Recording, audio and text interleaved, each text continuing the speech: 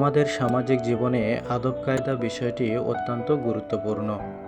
যে ব্যক্তির আচরণ সুন্দর সকলে তাকে ভালোবাসে, সম্মান ও শ্রদ্ধা করে। তাই সবসময় মানুষের সাথে সুন্দরভাবে কথা বলা উচিত। সুন্দর ব্যবহারের কারণে যে মানুষটি প্রিয় হয়, অন্যদিকে অসুন্দর ব্যবহারের কারণে সে মানুষটি অপ্রিয় হয়ে যায়। সামাজিক মানুষ হিসেবে আমাদের কর্তব্য অন্য মানুষের সাথে হাসি মুখে কথা বলা, ভালো ব্যবহার করা, সালাম দেওয়া, ঝগড়া ফাসাদ না করা, রাগের স্বরে কথা না বলা, কাউকে অপমান অপদস্থ না করা, অন্যের সুখে সুখী হওয়া এবং অন্যের দুঃখে দুঃখী হওয়া, বিপদে সহানুভূতি ও সহমর্মিতা প্রকাশ করা।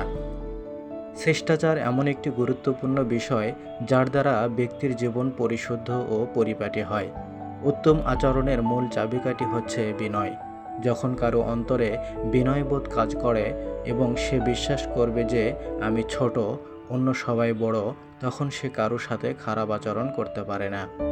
মানুষ খারাপ আচরণ করে তখনই যখন সে নিজেকে বড় মনে করে এবং অন্যকে ছোট ও তুচ্ছ মনে করে। সুতরাং মন্দ আচরণের মূল কারণ হচ্ছে অহংকার।